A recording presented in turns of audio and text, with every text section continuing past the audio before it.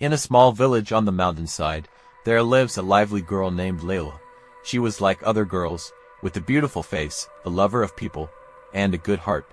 She lived her life and did not regret anything. She refused to be in any relationship with men. One day on the road, she quarreled with a man whose features were strange and frightening, about Layla's house for rent. Layla was a compassionate, charitable person who used to do some charitable work for orphan children. One day this scary man named Max surprised her while she was sleeping in her bed. In her luxurious room, with a soft pillow, she is asleep.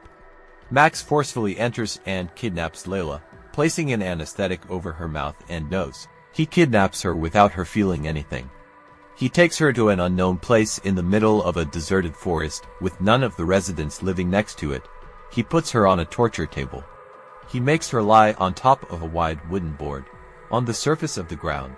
He tortures her with sharp tools. She screams, but no one hears her. She tastes the worst types of torture. Layla begs him to leave her, but to no avail.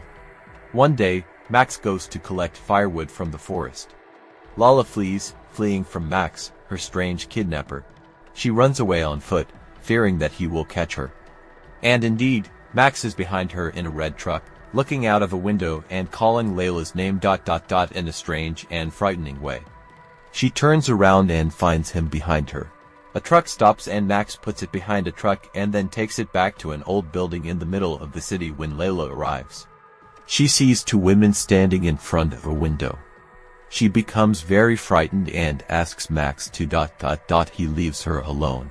But he drags her into a room and she enters and sees many frightened girls kidnapped by Max. He places her with them. Then tomorrow morning, girls stand in the middle of a forest and he drags Layla to them. Then he puts them on a luxurious plane for his friend and creates illegal immigration for them. He smuggles them to Spain and makes these girls work as slaves for Layla.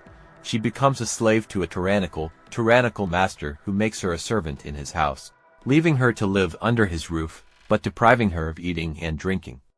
Layla becomes a skinny girl whose fate is unknown.